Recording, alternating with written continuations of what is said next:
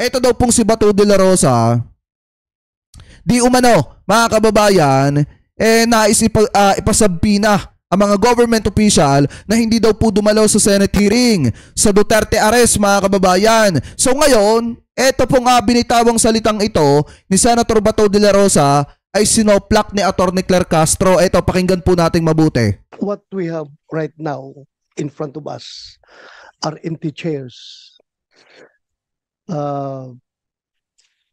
Itong ginawa ng mga officials from the executive branch of government is a total snub to as far as we're concerned. And ito'y tahasang pagbaliwala sa doktrina ng checks and balances ng ating gobyerno. Ikaw nga, Senator Bato, nung pinapatawag ka ng Quadcom, ayaw mong umatin dahil lagi mong ginagamit ang Senado. Tapos ngayon, magdidemand ka na yung hearing nyo dapat puntahan ng mga government official. Dapat puntahan kayo.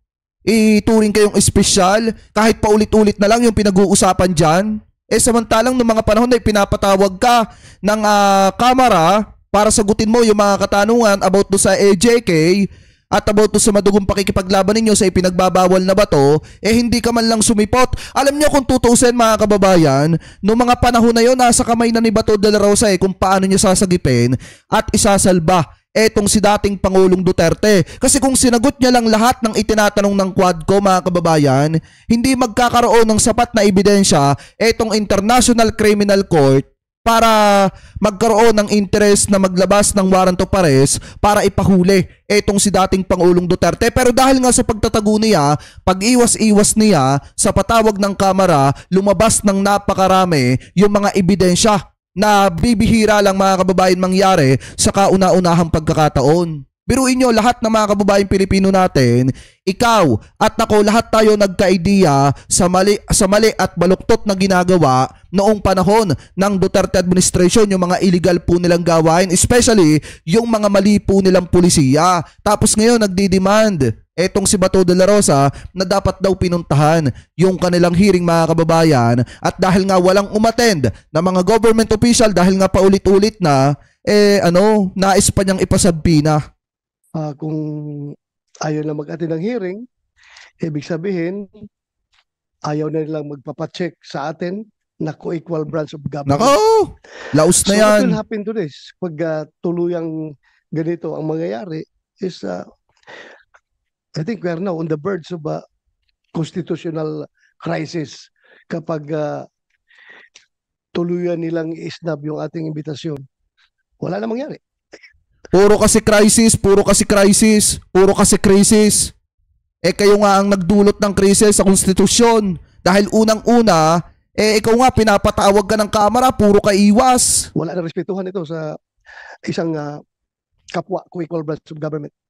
So, Madam Chair, I would like to move that we issue a subpoena to these government officials to require their presence in the next hearing.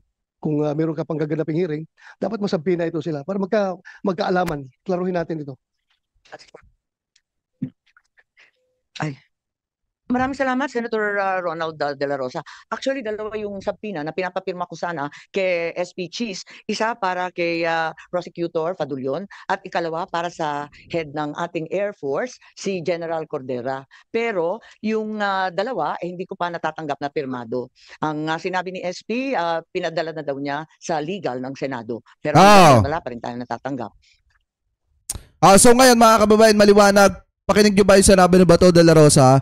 Nagmo-move siya na dapat ipasabina, mga kababayan, yung mga government official na hindi daw po umattend doon po sa patawag sa hearing nitong si Senator Amy Marcos na paulit-ulit na lang yung pinag-uusapan kung paano inaresto etong si dating Pangulong Duterte. Kita nyo naman, lahat naman tayo nakita yung nangyaring pag-aresto kay Digong. Wala namang nangyaring violation, mga kababayan, at dumaan naman po lahat sa tamang proseso. So ang hindi po natin maintindihan dito kay Senator Amy Marcos, bakit kailangan yung aksayahin ang pera ng taong bayan sa isang bagay at isang issue na talagang wala nang pupuntahan? Parang ang mangyayari lang dito, ang ending nito expected na natin.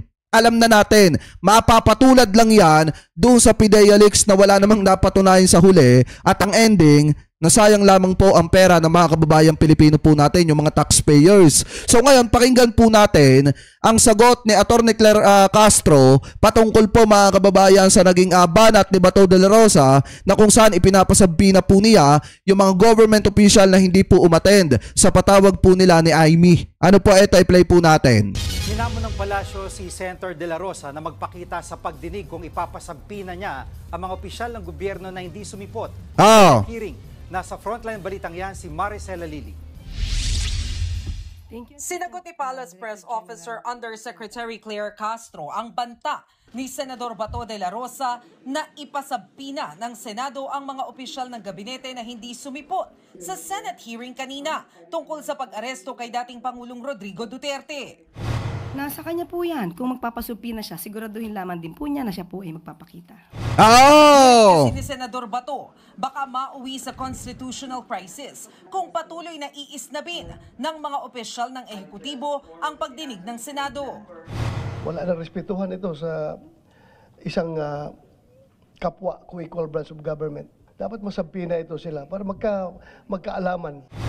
Hindi pa naman Alam nyo ba mga kababayan, ang hinihintay ko dyan, sa binitawang salita ni Bato de la Rosa na yan, ang sumagot yung mga kongresista. Diba? Ang hinihintay ko dyan, sumagot sina Congressman Abante, Congressman Ace Barbers, at yung iba pa na nag-iimbestiga doon po sa Quadcom. Kasi mga kababayan, sa pool talaga si Bato de la Rosa doon sa kanya mga binibitawang salita. Kasi, di ba si Bato de la Rosa yung ayaw na ayaw po talagang umattend dyan po sa Kamara. Kasi ang katuwiran po ni Bato de la Rosa, isa po siyang senador mga kababayan. At makakaapekto po yun sa ginagawa po nilang trabaho sa Senado. Pero hindi ba niya naisip na yung mga pinapapunta niya na mga government official ay may mga trabaho din pong ginagawa? man daw natatanggap ni Senate President Francis Escudero ang hiling na sabina. Pero handa raw siyang kausapin sina Senador Amy Marcos at Senador De La Rosa. Hindi pwedeng pigilan ang pagdinig ng Senado o ng Kongreso for that matter dahil may pending case. Subalit, yung invocation ng executive privilege, yan ay naaayon sa batas. Banat pa ng Malacanang kay Senador Bato. 6 na oras nang nagpaliwanag ang mga cabinet officials sa unang hearing. Hindi po ba niya natatandaan na nagkaroon na ng first hearing? Siya po yata yung wala. That was an opportunity para sa kanya para magtanong. Dinipensahan din ni Executive Secretary Lucas Bersamin ang hindi pagsipot ng mga opisyal ng ehekutibo. Our cabinet secretaries and other executive officers would be not forced to respond to questions concerning those matters. Balita mula sa Frontline, Maricel Halili, News 5. Tsaka mga kababayan, doon na lamang po tayo sa pinakasimple at pinakamadaling paliwanag Ano pa ba ang dahilan? Ano pa ba ang purpose? Bakit pa kailangan pang umattend ng ating mga government official? Kasi unang-una, nasagot na naman nila yung mga katanungan ni Senator Amy Marcos. Biruin nyo nung first hearing, umabot ng 6 na oras na paulit-ulit lang yung tanong. Tapos ang pinakamasakla pa dyan mga kababayan, hindi pa patas yung naging hearing. Bakit? Ang inimbitahan lang ni Senator Amy Marcos na nagpapaliwanag patungkol po dun sa nangyaring pag-aresto ni dating Pangulong Duterte ay isang tao lamang natutol dun sa naging pag-aresto ni dating Pangulong Duterte. Dapat kasi ang ginawa niya, inimbitahan niya rin yung mga abogado na talagang nagsasabi na naging tama at naging wasto yung pag-aresto kay dating Pangulong Duterte. Dapat merong antay, meron ding hindi antay. Para nang sa ganon, naging balance yung kanyang hearing. Nangyari mga kababayan, lahat pumapabor lang sa kanilang hearing. Yun nangyari. Pero kahit ganun pa man, ang nangyari mga kababayan, sinasagot pa rin ng mga tao po natin sa gobyerno mga kababayan, yung mga undersecretary natin, yung mga government official, sinasagot pa rin po yung mga katanungan ni Senator Amy Marcos. Kahit na kung tutusin mga kababayan, mga antay yung nagsasagawa ng hearing, mga anti-government. Pero kung tutusin mga kababayan, paulit-ulit na lang Kahit sino talaga mawawala na ng ganang umattend kung paulit-ulit na lang din yung pinag-uusapan. Tapos yung pinakamasaklap dyan, yung nagpapatawag ng hearing at gustong magpasabina, mismong isang senador na ayaw ding umattend sa mga hearing kung saan ipinapatawag po siya. So paano pa natin paniniwalaan yung hearing na yan? Ang nakikita lamang po natin ngayon, since mag-e-eleksyon, ginagamit lamang yung hearing na yan para sa pamumulitika at para sa mga pangsarili po nilang interes. Dapat, kung mamumulitika kayo, kung mamumulitika kayo, dapat ang gamitin ninyo, pera ninyo, wag yung pera ng taong bayan, at dapat wag yung bastusin ng Senado. Dapat ang gawin ninyo, lumabas kayo dyan sa Senado at mangampanya kayo. Huwag nyong gamitin ang pera ng taong bayan. Diba mga kababayan? Anyway, ngayon punta naman po tayo dito pa sa isang balita na nakita po natin na kung saan natanong po itong si Bato de la Rosa patungkol po sa kanyang paghahanda para po sa ICC warrant of arrest. Kasi kung tutusin talaga mga kababayan, anytime, pwedeng lumabas ang arrest warrant ni Senator Bato. Kasi dalawa lang naman yung mangyayari dyan Pag hindi na lumabas yung arrest warrant ni Senator Bato de la Rosa, alam nyo na. Pero pag lumabas yung arrest warrant ni Bato de la Rosa, kailangan niya mag-surrender kung talaga na gusto niyang samahan itong si dating Pangulong Duterte. Pero ang ending mga kababayan, at mismong nanggaling din naman kay Senator Bato de la Rosa, talagang magtatago po siya at lahat ng pamamaraanan para matakasan niya yung arrest warrant ay gagawin po niya. Kahit na gamitin niya ang Senado para po sa kanyang seguridad. So ngayon pakinggan po nating mabuti to. Anyway, shoutout kay Kuya Brian Vincent Ingagamaw. Ayan, mega love shoutout po na napakasarap. Thank you po sa pakape. Sabi dito, mabuti pa si Amy bumitew ka na sa kandidatura mo. Aha. Kaya nga po diba? Kasi unang-una, talo na naman yan. Hindi na naman po yan mananalo ngayong darating na eleksyon. Noon pa. Kaya nga hindi ko naniniwala na walang kooperasyon na ginawa ang gobyernong ito sa ginawang investigasyon ng ICC. Deny sila ng deny, pero pangilalim, ginagawa nila yung kooperasyon. Sinabi na sabi dito, tanungin nyo naman yung mga nabiktima ng adik. Bobo ka ba? Ang pinag-uusapan dito yung mga inosenteng batang nadamay. Wala kaming pakialam doon sa mga adik na sinasabi mo. Pinag-uusapan dito yung mga inosenteng nadamay, yung mga batang nadamay, yung mga biktimang hindi naman related sa ipinagbabawal na bato, pero nadamay dahil sa maling pulisiya ni dating Pangulong Duterte at nitong si Senator Bato de la Rosa. Hindi po yung adik na sinasabi mo, baka ikaw ang adik. Di ba? Saan hinaus yung mga taga-ICC? Doon sa Raffles, Baidas Hotel, Diamond Hotel, at whose expense? Ano yung natin kung at whose expense yun? Sino na-accommodate sa kanila? Diba, gobyerno rin natin. Sir, may information about your warrant? Wala ko informasyon. Bahala na. Kung merong warrant, sige. Tingnan natin. Sir, but how are you preparing? Dito sa Luzon, sir? Nakakampanya ka dito sa Luzon? Or more on... Oo, nakakampanya ako. Limited? Walang limit. Kung saan may imbitasyon, doon ako. Nagkataon lang na marami tumatawag sa akin ng mga mayor sa Mindanao at saka sa Visayas. So, nandun ako sa imbitasyon nila. Sir, nagpre-prepare po ba kayo if ever may warrant, like may legal team na kayo na namamata, parang nag-feeler na kayo sa mga abogado? Meron. Pinahanda tayo. In fact, yung ginawa nga natin na petition sa Supreme Court, di ba, pending pa. Hinintay natin yun. That's one of my preparations. Yung ginawa natin petition sa Supreme Court. Kung meron nga pong warrant, sir, how do you plan to confront it? Pupunta po ba kayo or lalabanan nyo rin sa court? You will assert na dalhin kayo sa korte? Hindi ko ni-recognize yung jurisdiction ng ICC. If yung warrant na yan ay galing sa ICC, to hell with them. Pero kung warrant na yan ay galing sa ating local court, respetuhin ko yan. Kapag galing sa Supreme Court o galing sa RTC, respetuhin ko yan. Pero kung galing sa ICC... So same yung stand nyo, sir? Same lang yung stand nyo? If it's coming from ICC? No.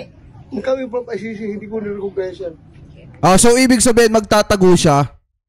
Talagang paninindigan niya mga kababayan yung kanyang pananaw na hindi siya magpapa-aresto kapag lumabas na yung arrest warrant patungkol po sa kanya, laban sa kanya mga kababayan.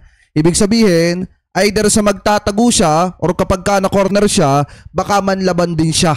Mga kababayan, yan po yung nakikita ko dyan na possible na gawin po niya. Wag lang siya ma-aresto at madala doon po sa The Hague, Netherlands. Baka nga ang ending po nito kapag ina-aresto na siya at na-corner na, manlalaban na lamang po siya. Wag lang siya mahuli. Sir, nasabi niyo kan... Sir, kumusta may communication na kayo kay PRID? Wala nang wala. No plans of going sa The Hague? Ha? No plans of going? Magtry ako mag-apply ng Schengen visa. Kung i-issuehan ako, then maybe bago or pag may pagkakataon, before election, sana makabisita man ako sa kanya. Sir, wala kang concern, baka i-detain ka na doon. Sige lang, i-detain nila ako doon. Yun ang maganda mga kababayan, no? Yung halimbawa, no, mapagbigyan yung kanyang hihingin po niyang visa, ipagkaloob sa kanya tapos dumalaw siya kay dating Pangulong Duterte doon po sa The Hague, Netherlands, tapos biglang lumabas yung arrest warrant po niya. So doon pa lang mga kababayan sa The Hague, Netherlands, baka nga doon pa lang ma-aresto na po siya. Pagpunta ako doon sa The Hague, mag-wig ako. Mag-wig ako para hindi na ako makilala doon. Ha? Kumpiyansa ka. Akala mo isa lang wig ko. Meron pa akong afro dyan. Tingnan nyo pag mag-afro na. So yan mga kababayan, maliwanag sinabi ni Bato de la Rosa, hindi pa daw po niya nakakausap itong si dating Pangulong Duterte. And then nung isang araw mga kababayan, natanong din sa kanya kung nakakausap niya ba etong si Sara Duterte. Sinabi din niya mga kababayan na hindi pa din niya nakakausap etong si Sara Duterte. So hindi natin alam ang dahilan kung bakit sa dinami-dami ng mga malalapit kay dating Pangulong Duterte, isa po siya sa pinakamalapit, hindi po niya nakakausap etong si Sara, samantalang etong si Bongo nakakausap etong si Sara Duterte at nakakakuha ng update patungkol po kay dating Pangulong Duterte. So ngayon, kung titingnan nyo pong mabuti mga kababayan, dito sa mga ginagawang aksyon ni Senator Bato de la Rosa, maliwanag naman na ginagamit na lamang po nila yung Senado para sa pangsarili po nilang interes ni Amy Marcos. And then mga kababayan, yung about naman doon sa warrant of arrest na possible na ilabas laban po sa kanya, ang mangyayari dito, possible na mangyari sa huli, baka manlaban po siya o kaya patuloy na magtago. Wag lamang mahuli ng ating mga law enforcer mga kababayan at madala sa The Hague, Netherlands. So baka ang ending nga po niya, pinaka-ending, manlaban etong si Senator Bato.